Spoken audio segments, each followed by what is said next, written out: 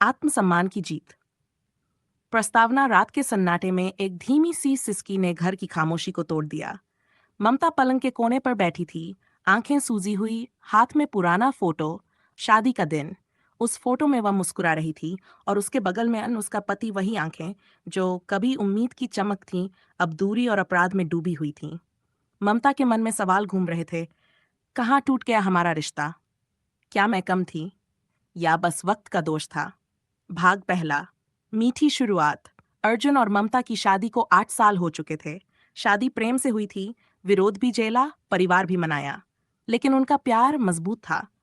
ममता एक स्कूल में पढ़ाती थी और अर्जुन एक बैंक में काम करता था। दोनों सादगी से हंसी खुशी जिंदगी जी रहे थे।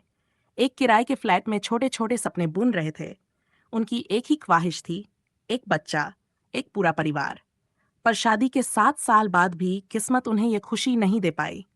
कुछ मेडिकल रिपोर्ट्स, कुछ समाज की बातें, कुछ दबे हुए ताने और बहुत सारी रातें जिनमें दोनों ने एक दूसरे की चुप गर्म हथेलियां थामी। भाग दूसरा। एक नई शुरुआत या एक अंत। एक दिन ऑफिस में अर्जुन की मुलाकात हुई रीमा से। नई ज्वाइन की हुई, हंसमुख, तेज और सबसे बढ़कर अर्जुन को समझने वाली।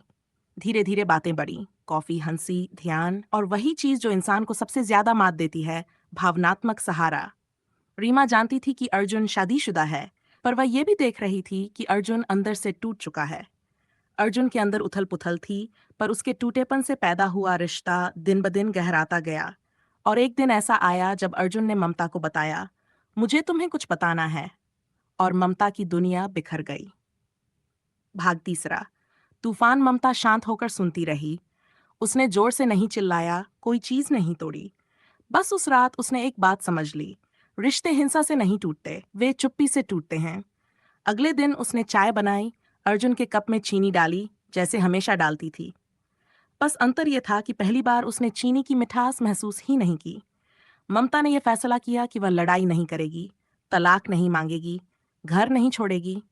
वह सिर्फ देखेगी कि अर्जुन किस रास्ते को चुनता है। और यही इंतजार अर्जुन के लिए एक आग बन गया। भाग चौथा। सौतन का सच। रीमा कोई बुरी औरत नहीं थी। वह बस गलत समय पर सही इंसान को मिल गई थी।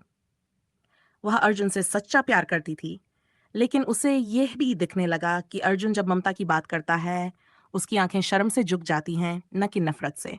एक दिन रीमा ने अर्जुन से पूछा, अगर तुम्हारा रिश्ता ममता से खत्म हो गया है, तो तुम हर बार उसकी बात क्यों करते हो? तुम क्यों टूट जाते हो जब वह रोती है? अर्जुन के पास जवाब नहीं था। रीमा रात भर सोचती रही। पहली बार उसने महसूस किया कि वह जीत रही है, पर किसी टूटे हुए दिल पर कदम रखकर। भाग पांचवा। वो एक खत। कुछ दिनों बाद ममता को एक लिफाफा मिला। रीमा की हस्तलिपि थी। खत में सिर्फ इतना लिखा था, ममता, तुम हारने योग्य नहीं हो। तुम्हारे जैसी औरत कोई छीन नहीं सकता, सिर्फ खो सकता है। मैं ये रिश्ता छोड़ रही हूँ क्योंकि मैंने अर्जुन को पाते ही उसकी वैल्यू खोनी शुरू कर दी। और तुमने उसे खोकर भी दुनिया की सबसे बड़ी जीत कायम रखी है, उसका सम्मान। तुम्हारे लिए दिल से दुआ। ममता ने वह खत बहुत देर तक सीने से लगाए रखा। उसने पहली बार किसी सौतन के लिए आंसू बहाए, नफरत के नहीं, दया के। भाग छठवां। सामना। अर्जुन उस रात देर से घर आया। उसने देखा, मेज पर खाना लगा हुआ था और दूसरी तरफ खाली कुर्सी पर रीमा का खत रखा था। ममता चुप बैठी थी। अर्जुन फूट फूट कर रो पड़ा, मुझे माफ कर दो, मैंने सब खो दिया। ममता ने कोई नाराजगी नहीं दिखाई। उसने बस इतना कहा, रिश्ते गिरते नहीं हैं, छोड़े जाते हैं। अब तुम्हें तय करना है कि हमें उठाने की कोशिश करोगे या छोड़ने की। और वह उठकर कमरे में चली गई। भाग सातवां। अंत या नई शुरुआत। 6 महीने बीत गए। अर्जुन ने काउंसलिंग ली, अपने अंदर की कमजोरी स्वीकार की और रिश्ते को जोड़ने के लिए हर कोशिश की। अब वह पहले की तरह नहीं था। अब वह सुनता था, समझता था, धन्यवाद कहता था और सबसे जरूरी, गलती नहीं दोहराता था। रीमा दूसरी नौकरी में चली गई। उसने भी खुद को फिर से खोजा। आज उसे पछतावा था, पर वो खुद को माफ करना सीख रही थी। और ममता, वह अभी भी उसी स्कूल में पढ़ा रही थी। फर्क सिर्फ इतना कि अब उसने अपनी अगली लड़ाई खुद के लिए लड़नी शुरू की। 6 महीने बाद ममता गर्भवती हुई। डॉक्टर ने कहा, यह चमत्कार है। और शायद था भी, क्योंकि कभी कभी भगवान रिश्तों की असली देखकर देरी करता है, पर देता सच में है। भाग 10वां। सम्मान की जीत और अंतिम विदाई ममता की गर्भावस्था की खुशी सरल नहीं थी। ये एक टूटे हुए भरोसे के साथ जी रही थी। वह जानती थी कि उसे अर्जुन को माफ करने के लिए रीमा की जरूरत नहीं है। एक दिन ममता ने रीमा के एनजीओ का पता निकाला, पर वह भीतर नहीं गई। उसने दूर से रीमा को लोगों की काउंसलिंग करते देखा। ममता ने अपने मन में फैसला किया, मेरा आत्मसम्मान किसी की गलती को माफ कर सकता है, पर उस गलती को अपने घर में जगह नहीं दे सकता। ममता ने एक छोटा सा नोट लिखकर एनजीओ के रिसेप्शन पर छोड़ दिया। रीमा, तुमने जो किया वह तुम्हारा पश्चाताप है। इसे मेरे बच्चे की मौसी बनकर नहीं, बल्कि उन लोगों के घर जोड़कर करो जिनका घर टूटने वाला है। मेरे आत्मसम्मान के लिए अब हमारे बीच कोई रिश्ता नहीं हो सकता, न दुश्मनी का, न दया का। मैं तुम्हें शुभकामनाएं देती हूँ, दूर से। ममता ममता बिना मुड़े वापस चली गई। ये ममता की अंतिम जीत थी। रीमा ने नोट पढ़कर उसके फैसले का सम्मान किया और कभी भी उनके जीवन में वापस न आने का संकल्प लिया। भाग 11वां। सच पर टिका रिश्ता। कुछ महीनों बाद एक प्यारे से बेटे का जन्म हुआ, जिसका नाम रखा गया नमन, जिसका अर्थ है सम्मान।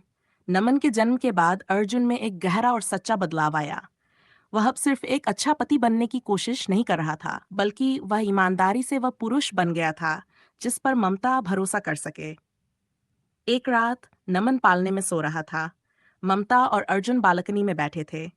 अर्जुन ने नमन के माथे को चूमा और कहा, सबसे मुश्किल था ममता, खुद को माफ करने के लिए तुम्हारी आंखों में भरोसा खोजना। मुझे तुम्हारी जरूरत इसलिए नहीं है क्योंकि तुम मेरी गलती को भुला सकती हो, बल्कि इसलिए है क्योंकि तुम मुझे हर दिन उस गलती को याद दिलाती हो, ताकि मैं फिर कभी वह न दोहराऊं। ममता मुस्कुराई। इस बार वह मुस्कान सच्ची और पूर्ण थी। रिश्ता शीशे की तरह है अर्जुन, टूटकर जुड़ तो जाता है, पर दरारें हमेशा रहती हैं। फर्क बस इतना है कि अब हम उन दरारों पर विश्वास और ईमानदारी का सोना भर रहे हैं। उनका रिश्ता अब चमत्कार पर नहीं, बल्कि कठिन सच्चाई, प्रायश्चित और अटूट आत्मसम्मान पर टिका था। ममता ने अपने लिए लड़ाई लड़ी, घर छोड़ा नहीं, पर अपने आत्मसम्मान की कीमत पर पति को स्वीकार भी नहीं किया। उसने अपने दर्द को ताकत बनाया।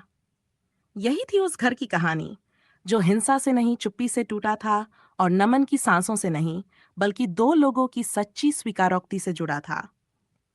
नैतिक संदेश, माफ करना कमजोरी नहीं, पर माफ करके वही गलती सहना आत्मसम्मान का अपमान है। एक औरत तब तक नहीं हारती जब तक वह अपने आत्मसम्मान की सीमा निर्धारित करके उस पर खड़ी रहे। रिश्ते को बचाने के लिए अपने प्यार को बांटना नहीं पड़ता, बल्कि विश्वास तोड़ने वाले को यह दिखाना पड़ता है कि भरोसा एक बार टूट जाए तो उसकी कीमत कितनी भारी होती है। अंतिम लाइन।